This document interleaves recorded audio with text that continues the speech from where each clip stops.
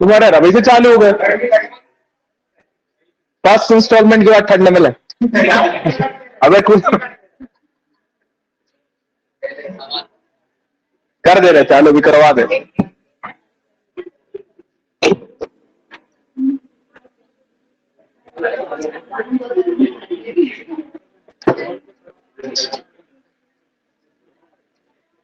Fine, सो okay, सबसे पहले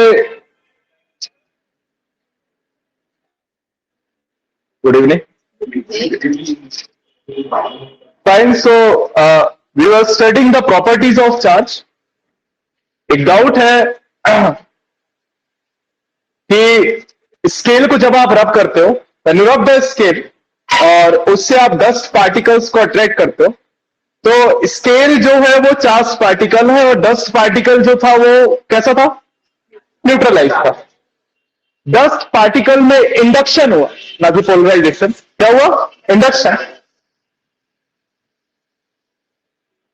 और उस इंडक्शन के कारण वो डस्ट पार्टिकल उस स्केल से अट्रैक्ट होने लगे।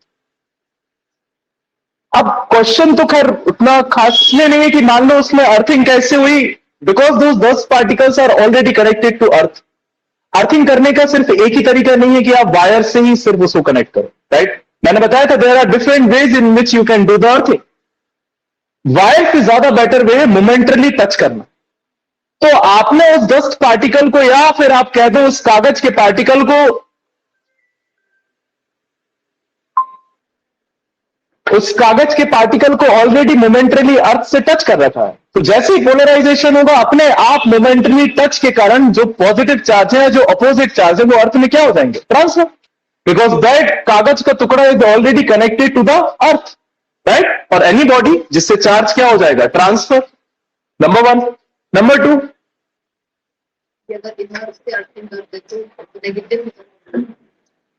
अगर आप इधर से नहीं, यहां तो वो मतलब ऐसे नहीं कर सकते इसमें इंडक्शन, मतलब वो नहीं, वो क्या है कि जैसे यहाँ पे पॉजिटिवली चार्ज इकट्ठे हुए हैं, तो जैसे मान लो तुम जो चार्ज बॉडी आप लेके आए थे इंडक्शन में, हमेशा उसके अपोजिटली चार्ज ही वो बॉडी जो रहती है वो इंड्यूस करती है चार्ज को। मतलब इसमें जो अर्थिंग, अर्थिंग ऐसा नहीं है कि आप कोई भी चार्ज अर्थ से नीचे डाल दो, राइट? इसमें वायर से अर्थिंग की हुई है, मतलब आपने पॉजिटिव चार्ज नीचे डाला है। नेगेटिव चार्ज नीचे डालना होता तो आप उसको मोमेंटरली क्या करते? टच करते। ठीक है, और कोई डाउट है कल के लेक्चर से? नहीं? Fine. Okay, Mahi, what is quantization? What is quantization? क्या है क्वांटाइजेशन? अच्छे से पूरा जितना पढ़ा है क्वांटाइजेशन के बारे में सब। क्वांटाइजेशन ऑफ चार्ज एक प्रॉपर्टी है, तो क्या है?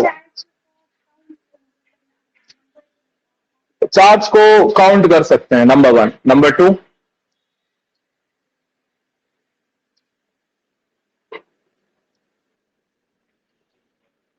हिमांशी का वो एक ही बात, ठीक है। हाँ, हिमांशी का क्वांटाइजेशन।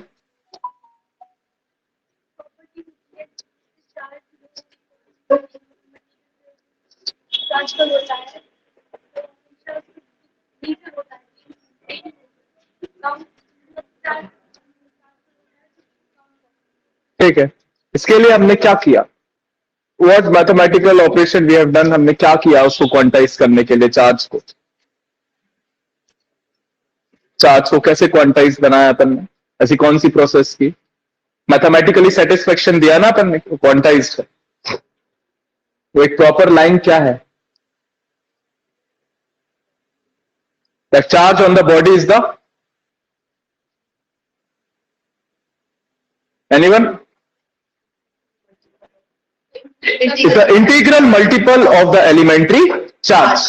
किसी भी बॉडी पे जो चार्ज होगा Q would be equal to NE, right? यहां तक कल पढ़ा था। If I will say it is plus minus NE, क्या मतलब इससे? पॉजिटिव भी हो सकता है और नेगेटिव। कैसे, मतलब कैसे होगा पॉजिटिव और नेगेटिव? वो पॉजिटिव मल्टीपल हो सकता है या फिर नेगेटिव। हाँ, कब? इलेक्ट्रॉन यूज हो रहा है तो पॉजिटिव बात, मतलब अगर एक इलेक्ट्रॉन यूज हो रहा है। हाँ, मतलब अगर इलेक्ट्रॉन्स लूज कर रहा है तो प्लस एनी, और अगर इलेक्ट्रॉन्स गेन कर रहा है तो माइनस एनी। तो सेम दे सकता है, पॉजिटिव चार्ज भी दे सकता है और नेगेटिव भी। अगर किसी बॉडी ने इलेक्ट्रॉन्स को गेन किया है, you can use minus n e, lose किया है तो प्लस एनी। तो कंप्लीट जो ये फॉर्मूला होता है वो होता है Q is equals to plus minus n e, where n is equals to 1 2 3 dash dash dash. या तो इसको इंटीग्रल मल्टीपल कह लो, या फिर इसको कह लो जो नंबर ऑफ इलेक्ट्रॉन्स आपके क्या हुए हैं, ट्रांसफर हुए हैं, right? So plus minus any. चलिए लिख लीजिए इसको, प्रॉपर्टीज ऑफ चार्ज में नंबर 1 है। इसके बाद आगे बढ़ते हैं Coulomb's law. Additivity fast, total charge, total charge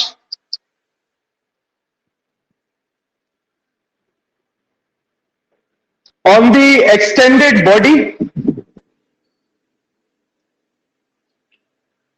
total charge on the extended body is the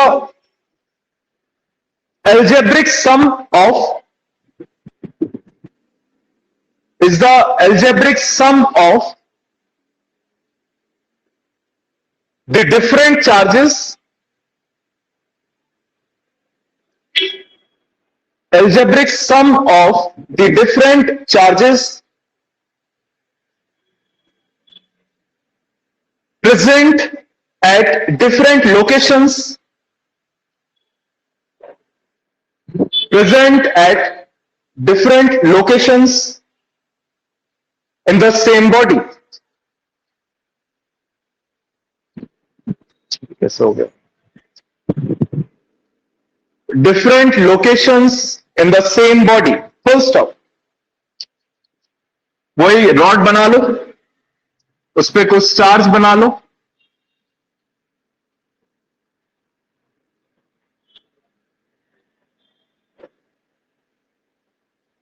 और लिख लो नेट चार्ज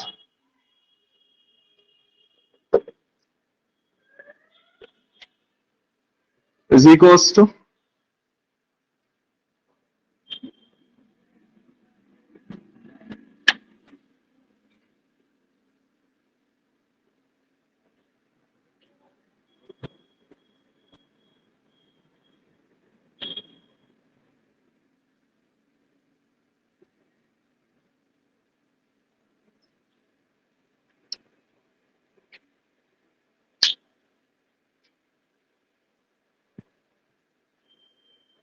बोर्ड कहां से शाइन कर रहा है? वहां से।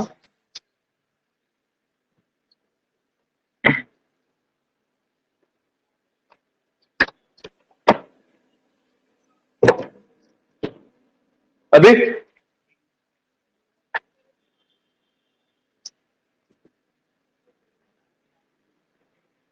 Number 2, conservation of charge.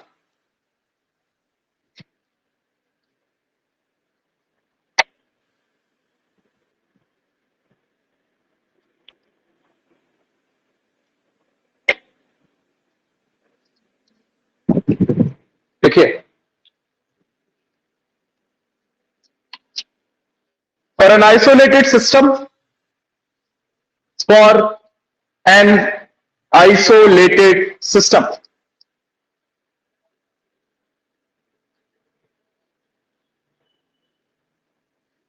the net charge remains constant. For an isolated system, the net charge remains constant. I dot E इसका मतलब है it can neither be created nor be destroyed. It can neither be created nor be destroyed.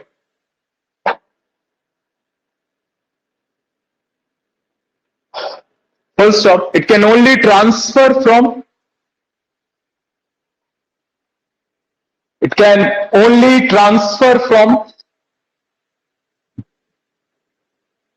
one body to another. Only transfer from one body to another.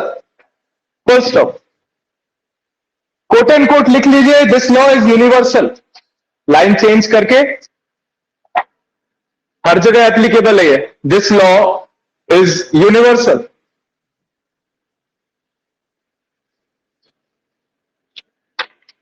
तीन examples आपको कल बताए थे, right? अभी लिख लीजिए, इनकी डेप्थ आपको न्यूक्लियर फिजिक्स में मिले. Example number 1,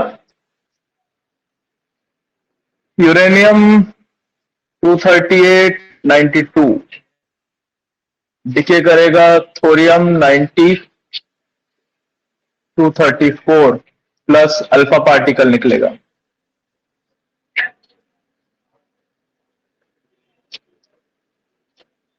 example number 2, pair production.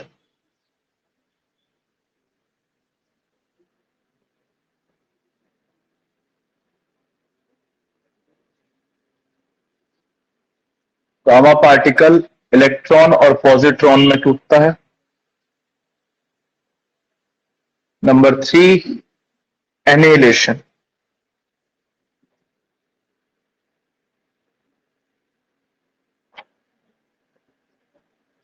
Electron और पॉजिट्रॉन मिलके बहुत सारे गामा पार्टिकल्स बनाते हैं.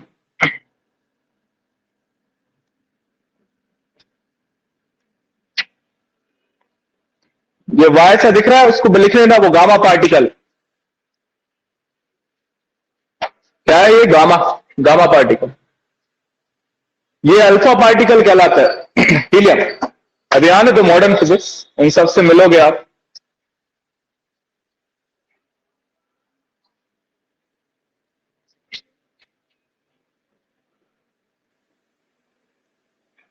ये तो आपने देखे होंगे रेडियो एक्टिव एलिमेंट्स में, है ना?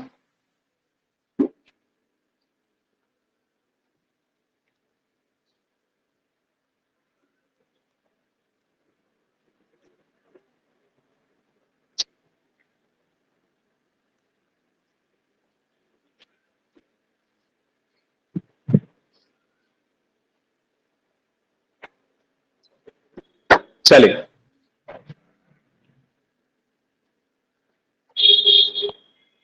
आज आइसोलेटेड सिस्टम का मतलब क्या होता है? आपने लिखा है, for an isolated system charge is conserve, remains constant. What do you mean by the isolated system?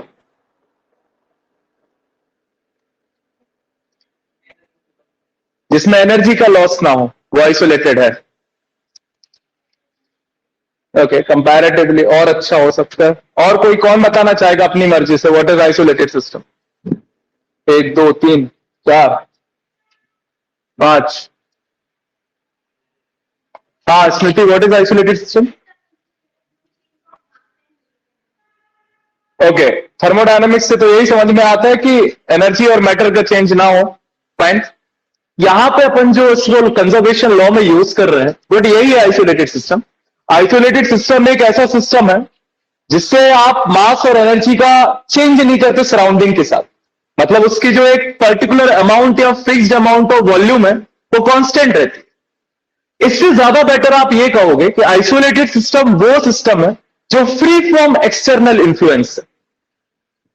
मतलब चार्ज वही कंजर्व्ड है, उस सिस्टम में कंजर्व्ड है जिस सिस्टम में किसी एक्सटर्नल इन्फ्लुएंस का इफेक्ट ना हो. राइट? मतलब ये सिस्टम जो है ये आइसोलेटेड है, इसमें कोई भी external force, external influence work नहीं कर रहा.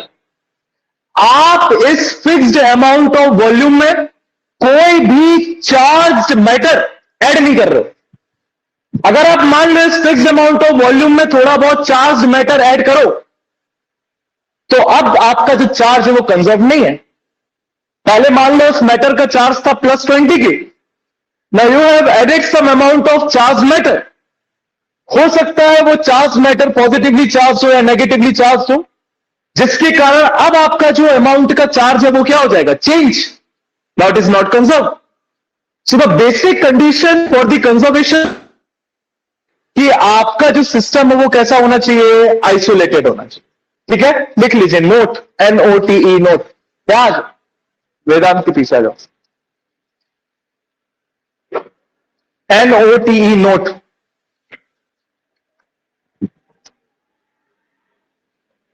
Isolated system means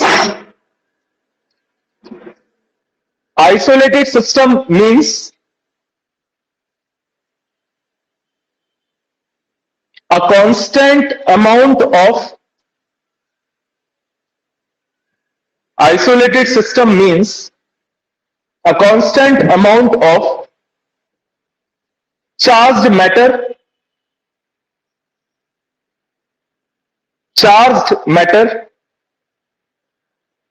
is contained in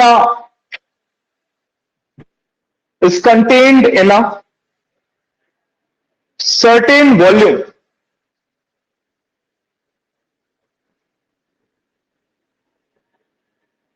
Full stop. No extra charged matter,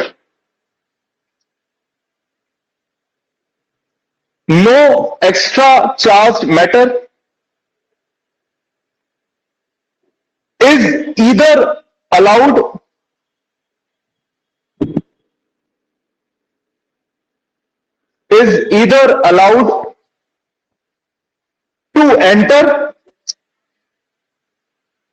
either allowed to enter or leave this system.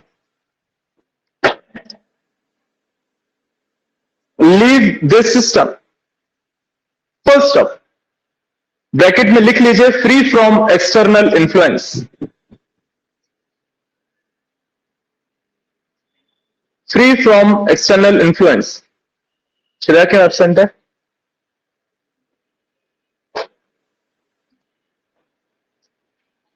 Free from external influence. Full stop. देखिए, again I am saying that the irregularity sucks. बार बार ये बात नहीं बोलनी चाहिए, ना बोलनी पड़े।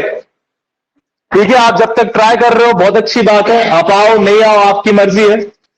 आने वाले 5 दिनों के बाद अगर आप बिना बताए गायब हुए, मैंने फर्स्ट डे बिल्कुल स्ट्रिक्टली बोल दिया है, right? So don't force me to do anything in the starting that would hurt you और your sentiments. I don't want, because सबसे ज्यादा लॉस किसी चीज का होता है तो वो रेगुलरिटी का होता है, राइट? तो नहीं आया उनको भी बता दीजिएगा। लिखे नंबर 3 क्वांटाइजेशन। पॉलीकॉम क्या होता है? बेटा ये सारे के सारे कॉक्स हैं। मतलब अभी तक अपन ने जो स्टडी की है वो अपन ने ये देखा कि स्मॉलेस्ट पार्टिकल क्या कहलाता है, एटम। और एटम के अंदर जो पार्टिकल्स है वो इलेक्ट्रॉन, प्रोटॉन और न्यूट्रॉन। फर्दर एटम ब्रेक होता है। मेनली एटम ना ब्रेक होकर एटम का न्यूक्लियाई ब्रेक होता है, और जब न्यूक्लियाई ब्रेक होता है तो आपको और स्मॉलेस्ट पार्टिकल्स मिलते हैं जिनका नाम है क्वार्क्स। उसी के अंदर आपको एक और इलेक्ट्रॉन मिलेगा, ये वाला इलेक्ट्रॉन नहीं, दूसरा पॉजिट्रॉन मिलेगा, न्यूट्रिनो मिलेंगे, एंटी न्यूट्रिनो मिलेंगे, और भी बहुत सारे क्वार्क्स मिलेंगे, राइट? सो न्यूक्लियर फिजिक्स वहां पे आपको मिलेगा ये सब। ठीक है, number 3 quantization.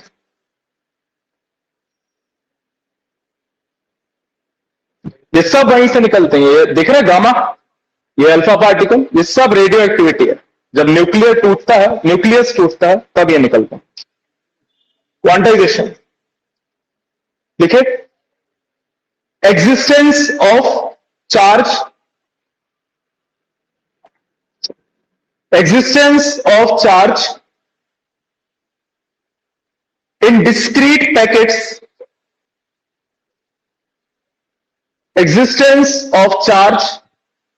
in discrete packets, rather as continuous amount, rather as continuous amount is called quantization.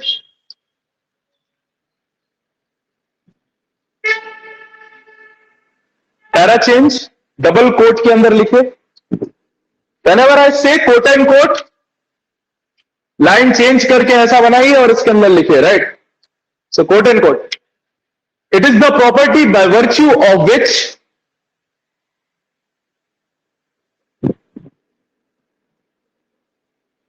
it is the property by virtue virtue virtue of which any body has a charge, any body has a charge which is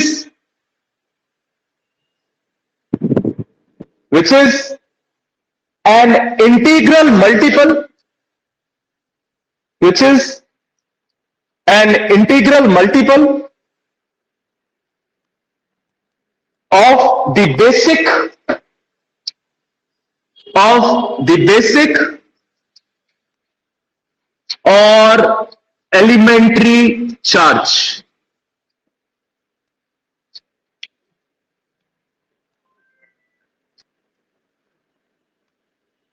Of the basic or elementary charge, quote and quote close.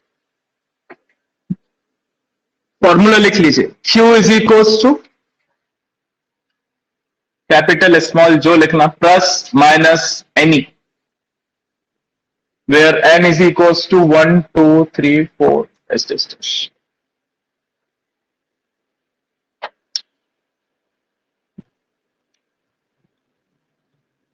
E is equals to 1.6 into 10 power minus 19 coulomb.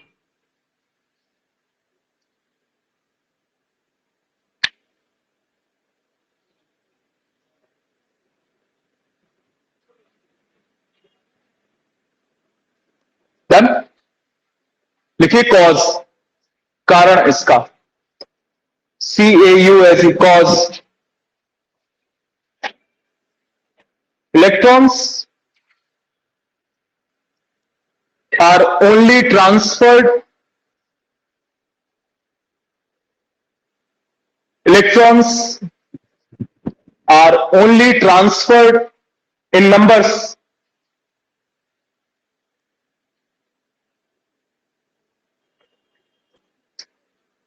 That's why charge needs to be quantized. That's why charge needs to be quantized. Note,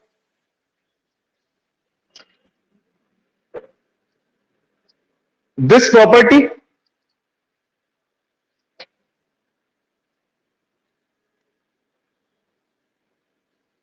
works only at microscopic level. This property works only at microscopic level because charges are in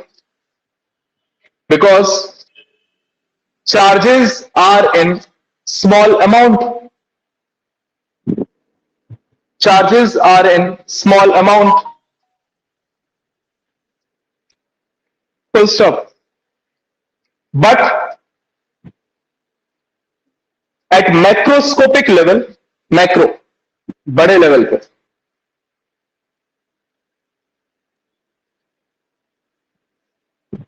charges are in large amount.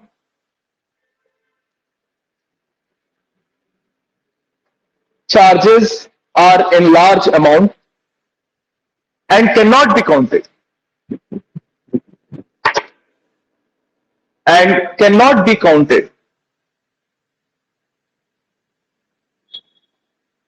Right? देखिए question, numerical करिए पहला. A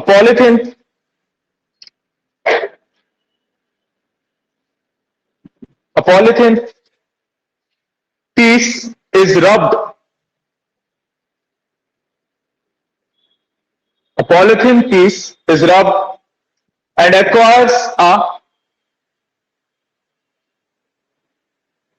acquires a negative charge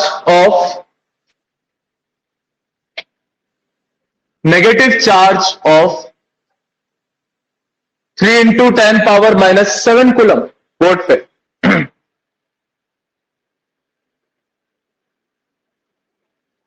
full stop. इसमें पहला लिखिए ए,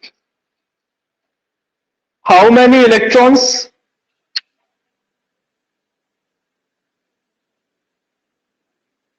have been transferred, how many electrons have been transferred. Number 2,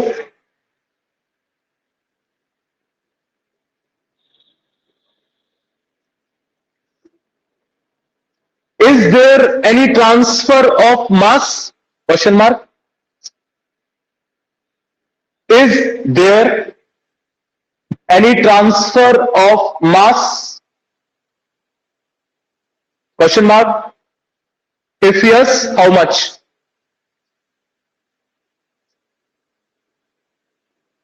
निकालिए दोनों। Answers अपने तक रखेंगे, जिससे पूछा जाए वही बताए।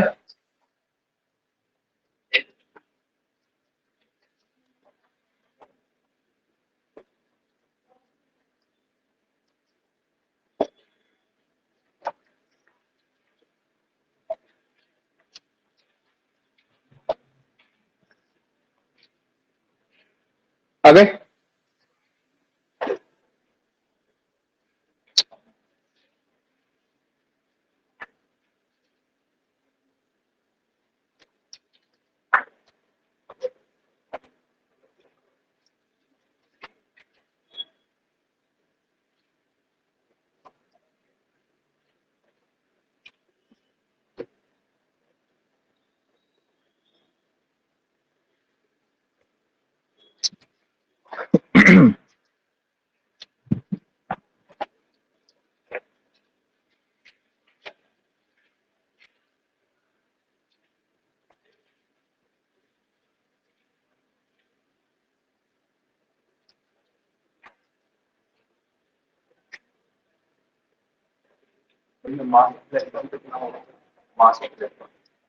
मास ऑफ इलेक्ट्रॉन पता होना चाहिए आपको, 9.1 इंटू 10 पावर माइनस 31 kg।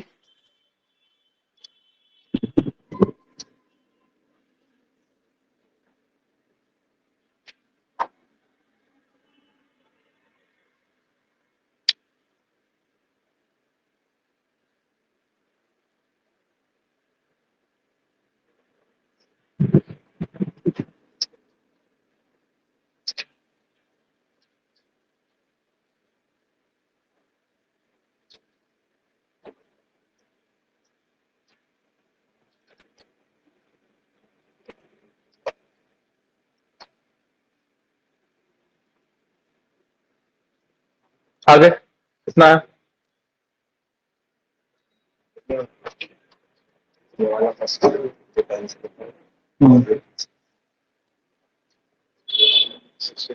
गलत है।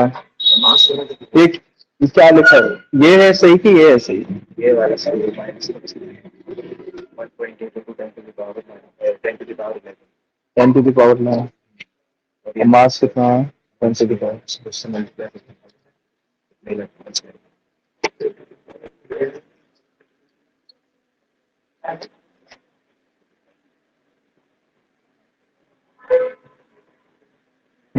ठीक है।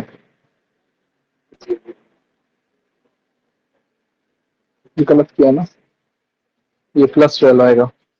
15 डिवाइड किया ऊपर जाएगा तो प्लस में हो जाएगा।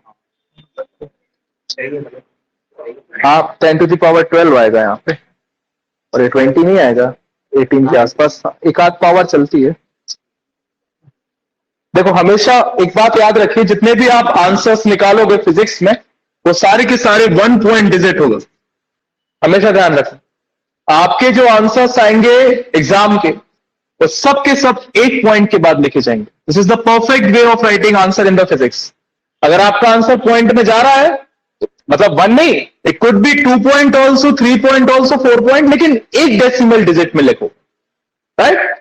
तो आपकी पावर जो आएगी वो सही मानी जाएगी। ना? हाँ ठीक है, मतलब 10 पावर 12 और ये 10 पावर -18 के आसपास।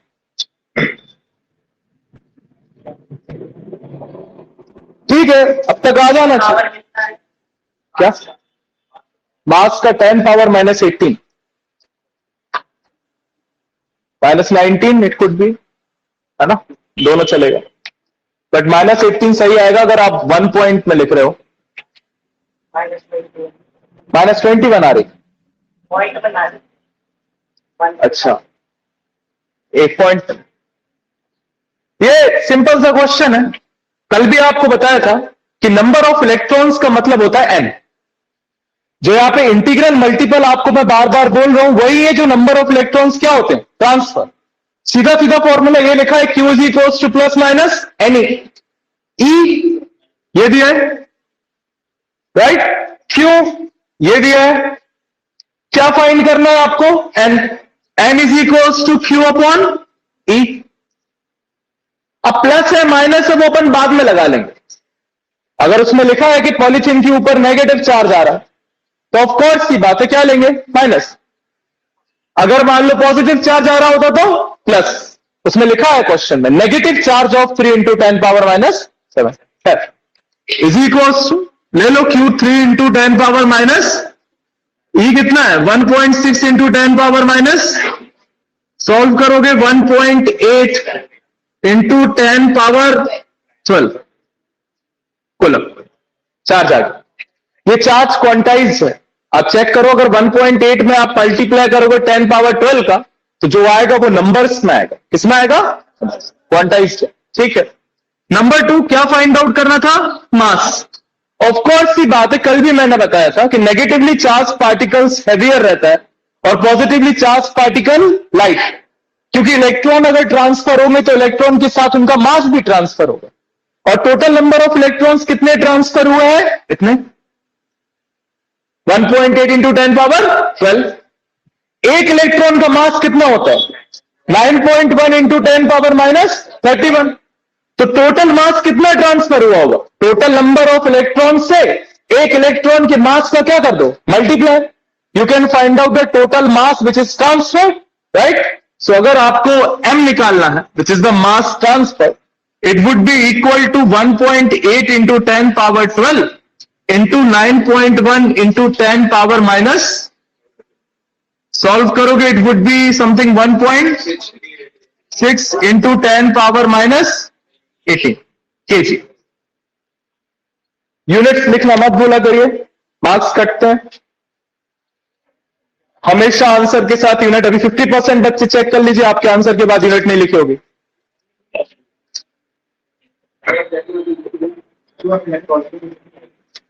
हाँ यार सॉरी,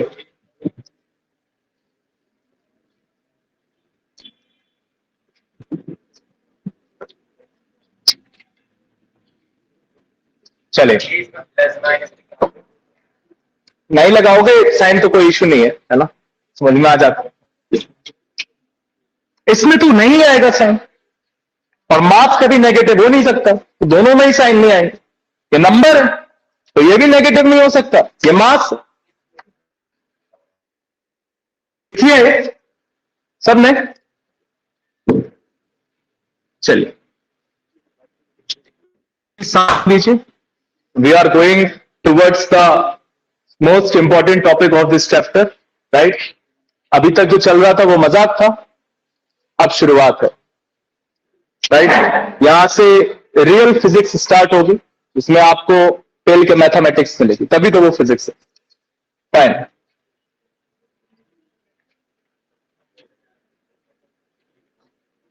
चलिए शुरू करते हैं इलेक्ट्रोस्टैटिक्स।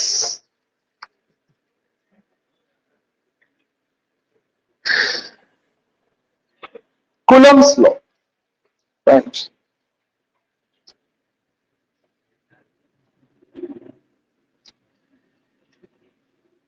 मान लीजिए कोई भी दो चार्जेस हैं, अगर 2 दिन की क्लास को याद किया जाए तो उन दो चार्जेस के बीच में कुछ ना कुछ क्या लगता है, फोर्स।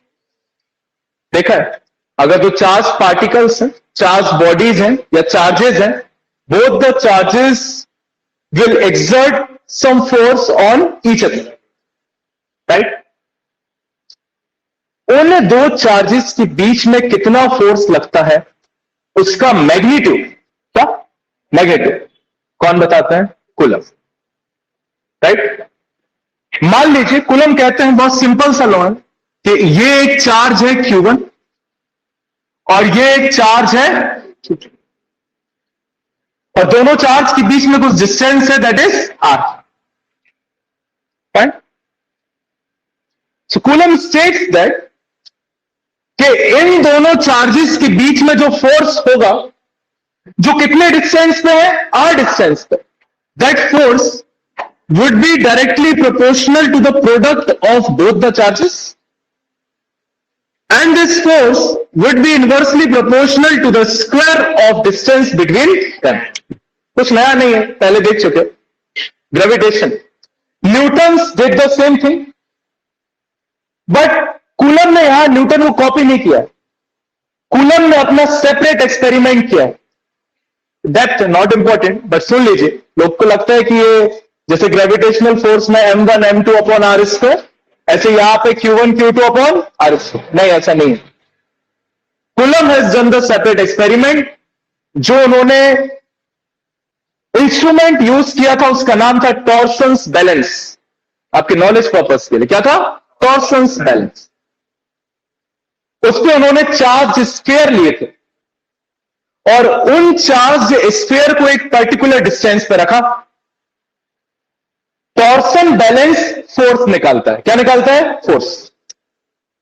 तो दो स्फीयर्स जो कि ऑलरेडी चार्ज थे, उनके बीच का जो डिस्टेंस था वो था R, और वहां पे कूलम ये फोर्स फाइंड आउट करते हैं.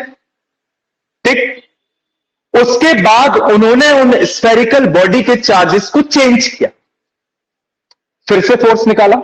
अभी डिस्टेंस को क्या रख रहे हैं? कांस्टेंट. तो उन्होंने देखा कि अगर उन दो चार्जेस के प्रोडक्ट का मैग्नीट्यूड बढ़ रहा है तो जो फोर्स है वो भी क्या हो रहा है? इंक्रीज. और बढ़ाया और इंक्रीज हुआ. उस बेसिस पे उन्होंने कहा that F is directly proportional to Q1 Q2, the product of both the charges. फिर उन्होंने चार्जेस के मैग्नीट्यूड को क्या कर दिया? कांस्टेंट. और अब डिस्टेंस को क्या करने लगे? चेंज. तो फिर उन्होंने देखा that this force is also inversely proportional to the square of distance between them. ठीक. तो ऐसी हवा में नहीं बोला. कूलम ने एक्सपेरिमेंट किया टॉर्सन बैलेंस पे, जिसके बेसिस पर उन्होंने निकाला कि ये फोर्स चार्ज के प्रोडक्ट पे डिपेंड करता है और ये फोर्स दोनों के बीच के डिस्टेंस के स्क्वायर के इनवर्सली प्रोपोर्शनल है. दोनों को क्या कर दिया जाए? Combine. You will get F is proportional to Q1 Q2 upon R. Proportionality sign remove करें, we will get the constant. F is equals to K, छोटा K, Q1 Q2 upon R, where K is a constant known as Coulomb's constant or electrostatic constant. Right. वहां पे जब अपन proportionality sign को remove करते थे तो हमें कौन सा कांस्टेंट मिलता था? जी यूनिवर्सल कांस्टेंट. अब देखिए डेप्थ यहां पे बहुत इंपॉर्टेंट है, अच्छे से समझिएगा. Right. Gravitational constant is a universal constant. इसका मतलब यह है कि दो मासेस के बीच में जो फोर्स है वो नेचर ऑफ मीडियम के चेंज होने से चेंज नहीं होगा.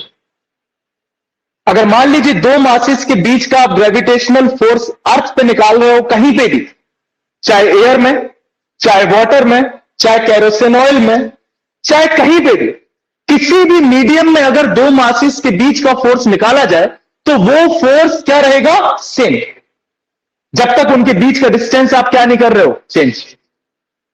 क्योंकि हर केस में आप लिखोगे F is equals to G m1 m2 upon, अच्छा जी तो एक ही कांस्टेंट, चेंज नहीं हो रहा. राइट. मास भी क्या है? कांस्टेंट है. आर भी कांस्टेंट. कहीं ले जाओ उठा के. यहां ऐसा नहीं. Electrostatic force nature of the medium पे डिपेंड करता है. मतलब अगर आप दो चार्जेस के बीच का फोर्स एयर में निकाल रहे हो तो वो कुछ और आएगा, दो चार्जेस के बीच का फोर्स वाटर में निकालोगे तो कुछ और, कैरोसिन ऑयल में निकालोगे तो कुछ और। मतलब electrostatic force depends on the nature of the medium. तो कूलम ने एक कलाकारी, उन्होंने जो कांस्टेंट दिया K that is equal to 1/4 pi epsilon. वहां पे कांस्टेंट क्या आया था? Capital G. यहां पे कांस्टेंट क्या आया? 1/4 pi epsilon. This sign is called epsilon, see और line epsilon, EPSILON, epsilon. So the constant K is equals to 1/4 pi epsilon। ये जो कांस्टेंट यहां पे आपको दिख रहा है ये यूनिवर्सल नहीं है। कैसा नहीं है? यूनिवर्सल। अगर यूनिवर्सल होता तो जो फोर्स लगता वो हमेशा क्या लगता? Same. This force constant is not universal. ये दो चीजों पे डिपेंड करता है। किस पे डिपेंड करता है? दो चीजों। Number one, system of units. Number two, nature of the medium.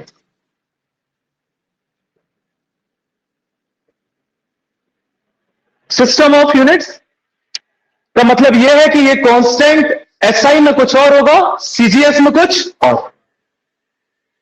Nature of the medium का मतलब ये कांस्टेंट एयर में कुछ और होगा, वाटर में कुछ और। अब यहां पे 1/4 पाई को तो चेंज नहीं कर सकते। Here epsilon is called permittivity of the medium. क्या कहलाता है? Permittivity of the medium. ये जो एप्सिलॉन आपको दिख रहा है ये डिपेंड करता है नेचर ऑफ द मीडियम पे। किस पे डिपेंड करता है? नेचर ऑफ द मीडियम पे। मतलब इस एप्सिलॉन की जो वैल्यू है वो हर मीडियम के लिए क्या होगी? अलग अलग। इस एप्सिलॉन की वैल्यू एयर के लिए कुछ और होगी, वाटर के लिए कुछ और, कैरोसिन ऑयल के लिए कुछ और जैसे जैसे ये एप्सिलॉन की वैल्यू वेरी करेगी वैसे वैसे आपका जो F है, फोर्स है, वो भी क्या करेगा? वेरी। तो कांस्टेंट को इस तरीके से डिजाइन किया गया है कि आपका कांस्टेंट जो है वो चेंज होता है नेचर ऑफ द मटेरियल से।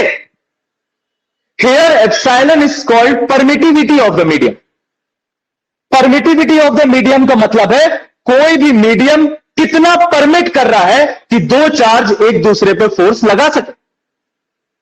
कोई मीडियम ज्यादा परमिट करेगा तो वहां पे फोर्स की वैल्यू क्या आएगी? ज्यादा। कम परमिट करेगा, कम। Epsilon is called permittivity of the medium. ये जो आपको एप्सिलॉन दिख रहा है इसकी वैल्यू एयर के लिए हमें पता है। क्या है? हमें पता। अगर मान लीजिए आप दो चार्जेस के बीच में जो फोर्स लगा रहे हो किसमें? एयर में, तो ये एप्सिलॉन बन जाता है एप्सिलॉन नॉट। क्या बन जाता है? Epsilon not, which is called absolute permittivity. क्या कहलाता है ये? एब्सोल्यूट वर्ड कहां लगता है? जहां या तो एयर आ जाए या वैक्यूम। तो मैं आपसे यह कहना चाहता हूं कि इस एप्सिलॉन की वैल्यू सारे नेचर ऑफ मीडियम में अलग अलग होगी। तो एयर के लिए जो वैल्यू होगी उसका नाम क्या है? एप्सिलॉन नॉट, जिसकी वैल्यू होती है 8.854 इंटू 10⁻⁻12। याद रखनी है आपको, कांस्टेंट। तो अब आप निकाल सकते हो कि एयर में दो चार्जेस के बीच में जो कि r डिस्टेंस पे है कितना फोर्स लगेगा।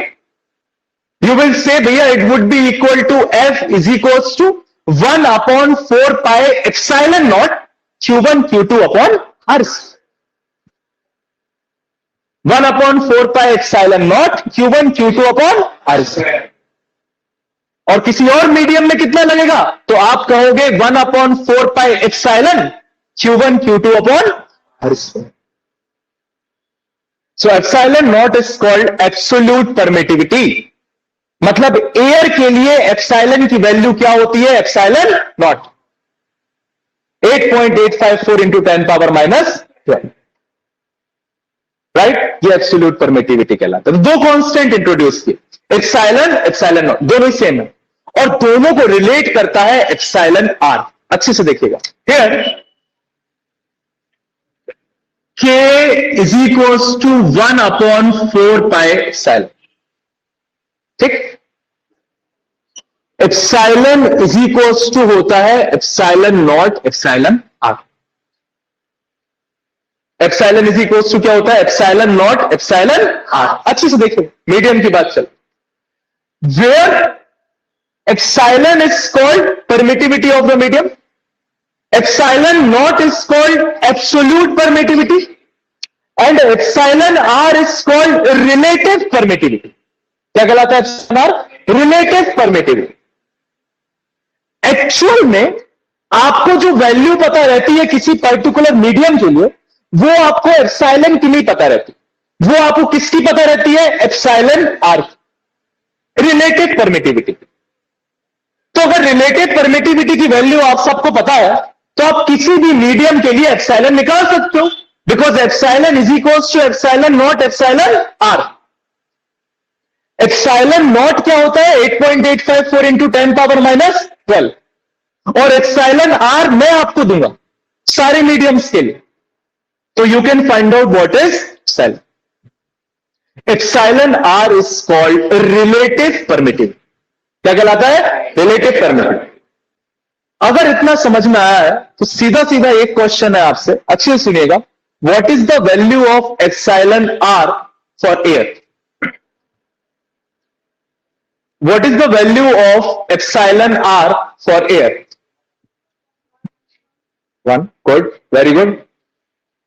जिनको नहीं समझ में आया 1, क्योंकि मैंने आपसे बताया कि फोर्स जो एयर में लगेगा दो चार्जेस के बीच में, उसकी वैल्यू होगी 1/4 pi epsilon not Q1 Q2 upon are square. ये होगी। आपका जो जनरल फॉर्मूला है वो यहां से क्या बनेगा? वो यहां से बनेगा F is equals to K की वैल्यू कितनी है? 1/4 pi epsilon Q1 Q2 upon are square. या फिर आप लिख सकते हो F is equals to 1/4 pi, और एप्सिलॉन की जगह क्या लिख दिया जाए? Epsilon not epsilon are. Epsilon not epsilon r Q1 Q2 upon are square, right? ये लिख दिया, लेकिन हमें पता है कि एयर के लिए हमारा फॉर्मूला क्या आने वाला? 1/4 pi epsilon not Q1 Q2 upon are square. Of course सी बात है कि एप्सिलॉन आर को क्या होना पड़ेगा? 1। So for air the value of relative permittivity is 1। अभी भी इतना सब हो गया, but we don't know the definition of relative permittivity. Are we know? हमें पता है what is the definition of relative permittivity? Concept of relative, मैंने जनरली एक कॉन्सेप्ट इंट्रोड्यूस कर दिया कि epsilon is equals to epsilon not epsilon r होता है, और एप्सिलॉन आर को हम क्या बोलते हैं? रिलेटिव परमिटिविटी बोलते हैं। और ये रिलेटिव परमिटिविटी किसी भी मीडियम के लिए कांस्टेंट है। इसकी वैल्यू एयर के लिए कुछ और होगी, जैसे कि 1 है, वाटर के लिए कुछ और बट कांस्टेंट, केरोसिन ऑयल के लिए कुछ और कांस्टेंट। इतना बताया, but we don't know what is this epsilon R. Now we will come to know what is this epsilon R. कैसे? This is the force between two charges in any medium. किसी भी medium में दो charges के बीच में कितना force लग रहा है? आप कहोगे 1/4 pi epsilon Q1 Q2 upon are square, या फिर आप कहोगे 1/4 pi epsilon not epsilon r Q1 Q2 upon are square. Equation number 1 दीजिए। फॉर एयर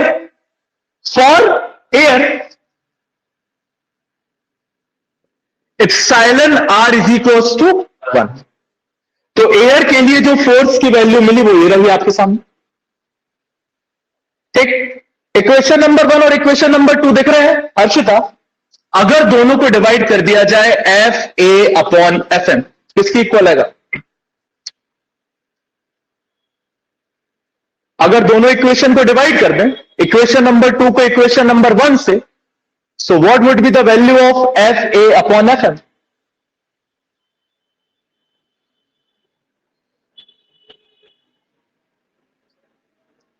एप्सिलॉन आर, बाकी सब कैंसिल हो जाएगा, सिर्फ एप्सिलॉन आर बचेगा। कितने लोग एग्री कर रहे हैं? सब एग्री कर रहे हैं, ठीक। कितने नहीं कर रहे वो करके देख लो अपनी कॉपी में। आप इक्वेशन नंबर 2 ऊपर लिखोगे, डिवाइड करके इक्वेशन नंबर 3 कहां लिखोगे? नीचे, सॉरी 1। सब कैंसिल हो जाएगा। 1/4 पाई एप्सिलॉन नॉट से 1/4 pi epsilon not cancel.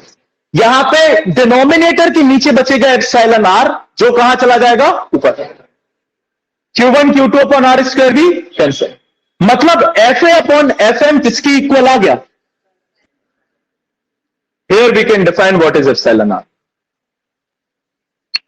The relative permittivity of the medium is defined as the ratio of, अच्छे सुनिएगा, electrostatic force between the two charges separated by some distance to the electric static force between the same charges separated by the same distance in any medium. मतलब epsilon R दो forces का ratio है। एक ऐसा force जो दो charges के बीच में लग रहा है एयर में, उसका रेशियो ऐसे फोर्स के साथ जो दो सेम चार्जेस उन्हीं दो के बीच में लग रहा है किसी मीडियम में। So epsilon r relative permittivity is defined as the electrostatic force between the two charges separated by a distance r in air to the electrostatic force between the same charges separated by the same distance but in any medium. Here we can get the definition of epsilon. अगर short में इसको revise किया जाए तो इसकी शुरुआत हुई थी that the force between two charges is directly proportional to the product of both the charges and inversely proportional to the square of distance between them. जब हमने इसको लिखा तो हमने देखा न्यूटन ने सीधा कांस्टेंट दे दिया g, क्योंकि ग्रेविटेशनल कांस्टेंट यूनिवर्सल है, ग्रेविटेशनल फोर्स यूनिवर्सल है, वो नेचर ऑफ मीडियम के साथ चेंज नहीं होता। तो वहां पे जो आपकी डिफिकल्टी लेवल थी वो हल्की सी कम थी, यहां पे कॉम्प्लेक्सिटी बढ़ गई, क्योंकि यहां पे जो कांस्टेंट आया k, that constant depends on two things. Number 1, system of units, इसको तो अभी हमने देखा ही नहीं, अभी इसको भी देखें। Number 2, nature of medium. तो हमारा फोर्स दो चार्जेस के बीच में जो लग रहा है वो पानी में कुछ और लगेगा, एयर में कुछ और। तो हमारा जो कांस्टेंट है वो पानी के लिए कुछ और होगा, एयर के लिए कुछ और। किसी भी मीडियम के लिए वो जो कांस्टेंट है वो होगा 1/4 pi epsilon, where epsilon is called permittivity of the medium, right. इसी परमिटिविटी ऑफ द मीडियम की वैल्यू एयर के लिए कितनी होती है? Epsilon naught, which is called absolute permittivity, और इसकी वैल्यू होती है 8.854 into 10 power minus 12। मैंने लिखा epsilon is equals to epsilon not epsilon r, ये रहा, ठीक। Where epsilon are is called relative permittivity. Air के लिए इस एप्सिलॉन आर की वैल्यू क्या होती है? 1। तभी हमारा फॉर्मूला एयर के लिए क्या बन गया? 1/4 pi epsilon not Q1 Q2 upon r. और किसी भी मीडियम के लिए फॉर्मूला क्या रहा? ये 1/4 pi epsilon not epsilon r Q1 Q2 upon. दोनों इक्वेशन को डिवाइड किया तो हमें किसकी डेफिनेशन मिली? Epsilon r, which is called relative permittivity. This relative permittivity is constant for any medium. इस एप्सिलॉन आर की वैल्यू एयर के लिए क्या होती है? 1। तो वाटर के लिए 3 और 4 होती है, केरोसिन ऑयल के लिए कुछ होती है, मेटल्स के लिए कुछ होती है, अलग अलग होती है, right. Epsilon are is called relative permittivity. The difference rest your honour. समझ में आया इतना? हाँ हाँ, वो बात सेम ही है। एयर, जहां पे भी एयर बोले वहां एयर और वैक्यूम। हाँ आपने बोला है परमिटिविटी ऑफ मीडियम अगर इंक्रीज होगी तो फोर्स इंक्रीज होगा। नहीं, जरूरी नहीं है। मतलब परमिटिविटी ऑफ मीडियम इंक्रीज होगी तो इनवर्सली प्रोपोर्शनल है, मैथमेटिकल वैल्यू इंक्रीज नहीं। मीडियम कितना परमिट कर रहा है, समझ रहे हो? मीडियम कितना परमिट कर रहा है उससे मतलब है। अगर मैथमेटिकली देखोगे तो F is inversely proportional to epsilon. Mathematically नहीं बोल रहा था मैं, डेफिनेशन से बोल रहा था कि परमिटिविटी का मतलब क्या है, कोई भी मीडियम कितना परमिट कर रहा है कि वो दो चार्जेस के बीच में फोर्स लग सके, राइट? Mathematically is inversely. ये एक्सेलन आर एयर के लिए मैंने नहीं कैलकुलेट किया, कूलम ने किया था, राइट? वही टॉर्सन बैलेंस से ये कांस्टेंट की वैल्यूज निकाली जा रही थी। ठीक, क्या हो रहा था कि जैसे मान लो वो दो फोर्सेस को डायरेक्टली इनवर्सली प्रोपोर्शनल ले रहे थे, तो टॉर्सन बैलेंस से जो फोर्स की वैल्यू आ रही थी वो कितनी आ रही थी, मान लो 10। अब मैथमेटिकली कैलकुलेट कर रहे थे तो हमें कितनी मिल रही थी, 9.4। समझना? 0.6 को क्या करना है, सेटिस्फाई। तो 0.6 को सेटिस्फाई करने के लिए कुछ ना कुछ कांस्टेंट से मल्टीप्लाई करना पड़ेगा। तो वैसे उन्होंने निकाला कि एयर मोस्ट कांस्टेंट की वैल्यू कितनी आ रही है, समझ में आया? ऐसे कोई भी कांस्टेंट ऐसे ही दिए जाते हैं, जो अपन प्रोपोर्शनलिटी लेते हैं उसके बाद हमें मैथमेटिकल सेटिस्फाई करना है ना कि हमारे एक्सपेरिमेंट से जो वैल्यू आई है वो 10 आ रही, और जो हम थ्योरेटिकली निकाल रहे हैं वो कितनी आ रही है, 9.4। तो 0.6 का सेटिस्फेक्शन कौन देगा, कांस्टेंट। और कोई? ठीक है, लिखे, fine, Coulomb's law.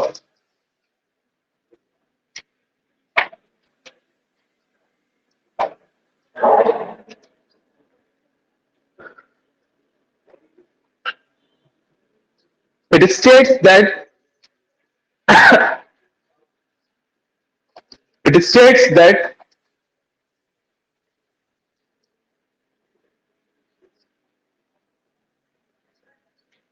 the magnitude of it states that the magnitude of the force of attraction, magnitude of the force of attraction or repulsion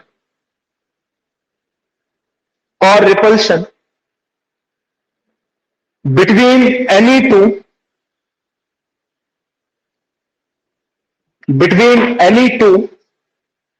point charges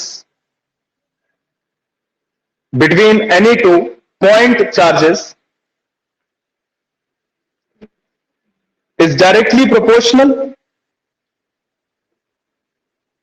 ये सारा कोट एंड कोट लिखना है, राइट? इट स्टेट्स के पहले double coat लगा लीजिए। Law है तो लॉ ऐसे ही लिखा जाता है, आपके एनसीईआरटी में भी ऐसे ही लिखा जाता है,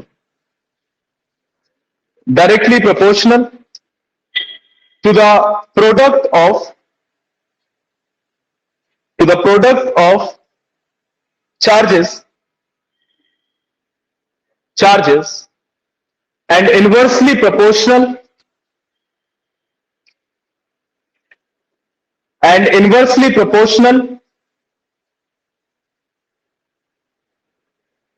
to the square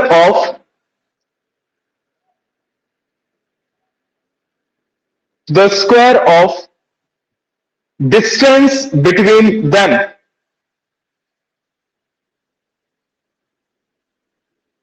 to the square of distance between them।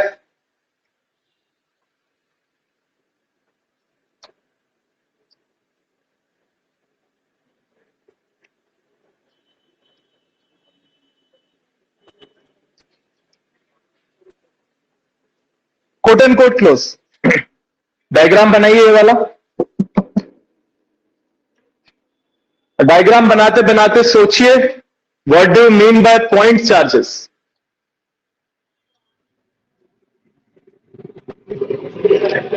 दोनों चार्जेस बनाओ और दोनों चार्ज के बीच में डिस्टेंस आर, और बताइए what do you mean by point charges? Point charge का मतलब किस किस को पता है? एक, हाँ यहां पे अपोजिट जेंडर पॉइंट चार्ज, हाँ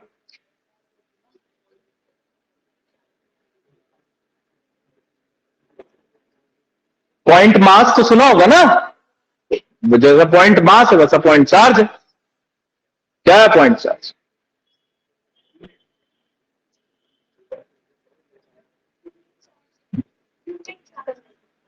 इसका मैग्नीट्यूड 1 हो वो पॉइंट चार्ज है। 10 कूलम का चार्ज भी पॉइंट हो सकता है, मैग्नीट्यूड से नहीं। पॉइंट तो अरे नाम से समझो, पॉइंट छोटा, कंपैरेटिवली छोटा। हाँ छोटे से भैया पॉइंट चार्ज लेते हैं, जिससे उसकी जो क्वांटिटी है वो डिस्टेंस ज्यादा पॉइंट ज्यादा बड़ा है। गुड गुड, अब धीरे धीरे आ रहे हो। हाँ और छोटे पॉइंट का परसेंटेज और वो पॉइंट है कंपेयर टू डिस्टेंस बहुत स्मॉल है। ओके,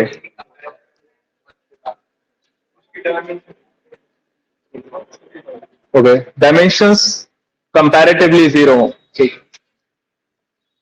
पॉइंट चार्ज का मतलब है इस डिस्टेंस के कंपैरिजन में इस बॉडी की साइज जो है वो बहुत क्या होनी चाहिए, छोटी। ये है point charge.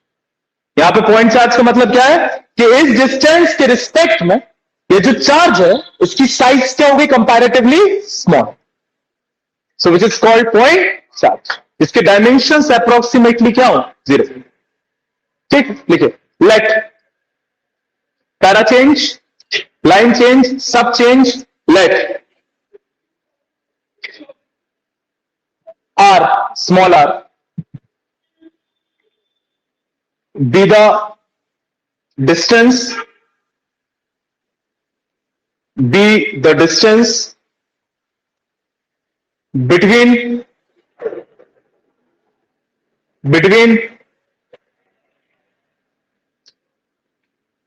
two point charges Q1 and Q2। छोटे लीजिएगा, छोटे Q1 छोटे Q2। The distance between 2 point charges Q1 and Q2, full stop।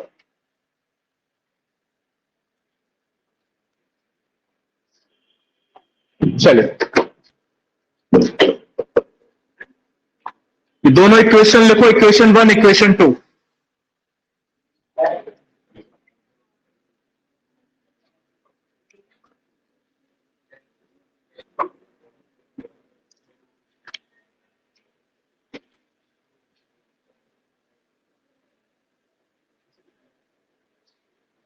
वही पुराना from 1 and 2, from 1 and 2।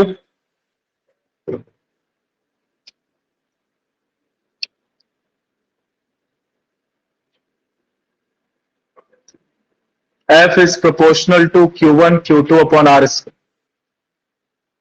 F is equals to K छोटा Q1 Q2 upon R square,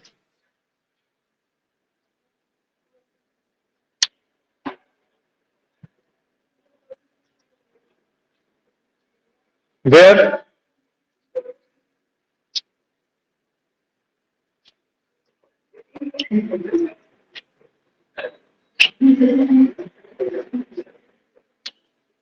where K is a proportionality constant, is a proportionality constant known as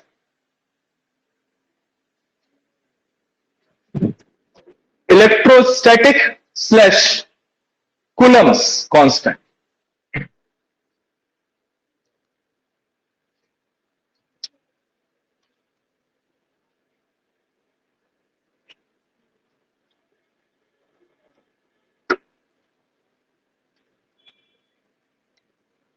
right? Line change K depends on number 1, number 2। Number 1, system of units,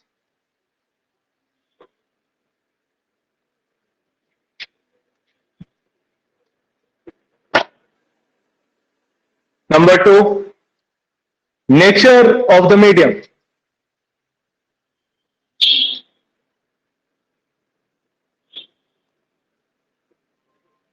System of units, nature of the medium.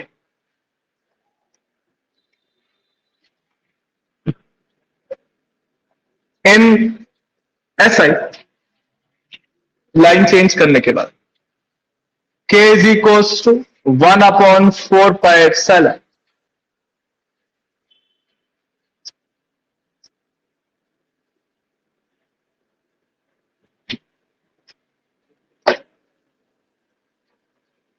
It implies that k is equals to 1 upon 4 pi epsilon naught epsilon r.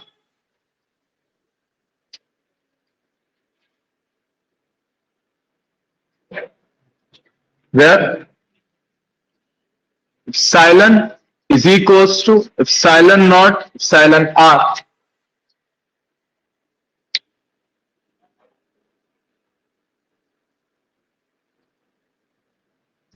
Is called Kamala is called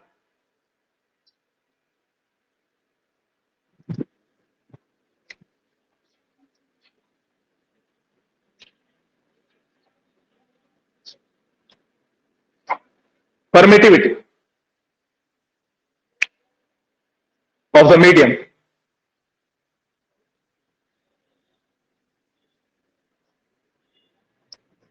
line change इसी के नीचे just epsilon not is equals to epsilon naught is equals to 8.854 into 10 power minus 12. इसकी unit है newton minus 1 coulomb square metre minus 2.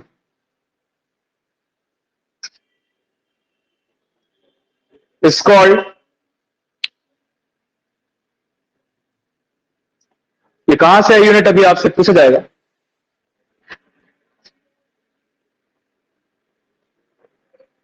It's called absolute permittivity. It's called absolute permittivity. Bracket में in air, in air, हाँ in air और vacuum. वही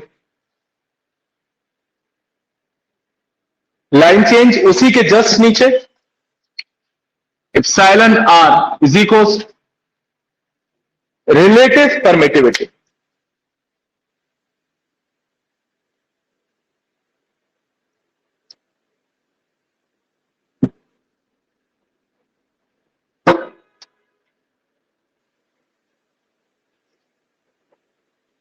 Full stop. Line change. By putting the value of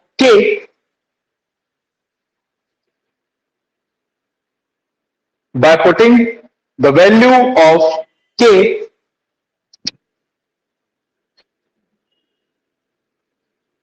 force in any medium Fm is equals to 1 upon 4 pi epsilon naught epsilon r q1 q2 upon r square. Equation number 3.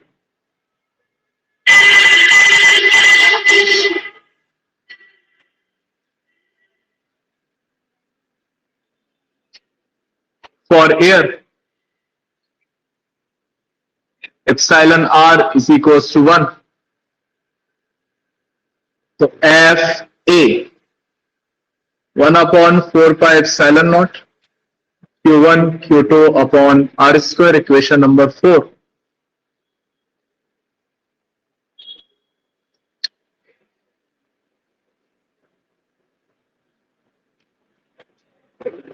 Divide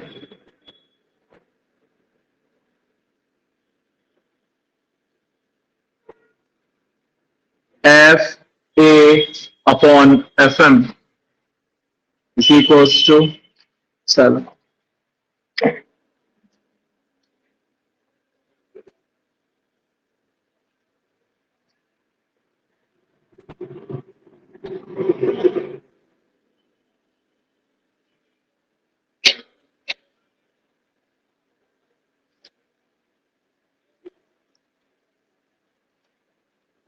full stop मतलब bracket लिख लिया यहां तक सबने? F force in any medium. हाँ, यहां पे जो एफ एम है वो फोर्स इन एनी मीडियम है, एफ ए है वो फोर्स इन एयर है।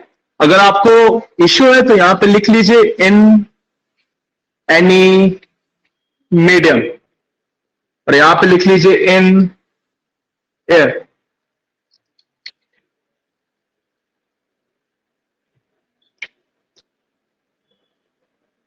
बस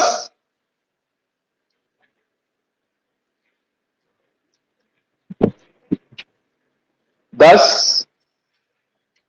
relative permittivity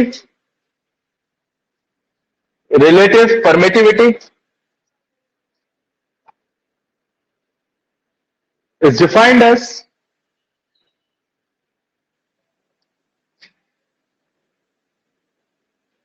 the ratio of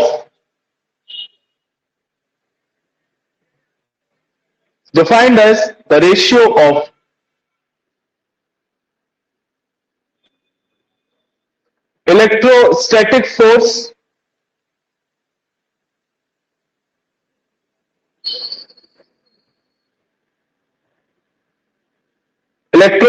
force between two charges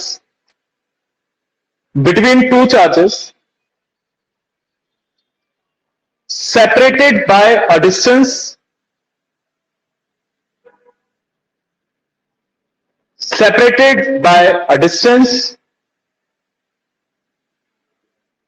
in air or vacuum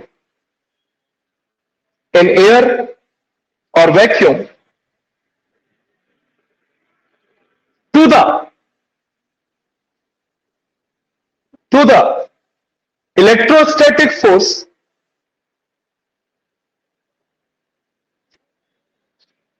between the same charges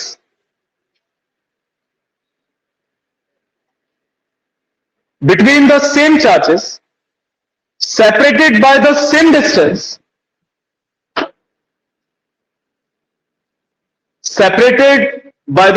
distance in any medium। जाइए।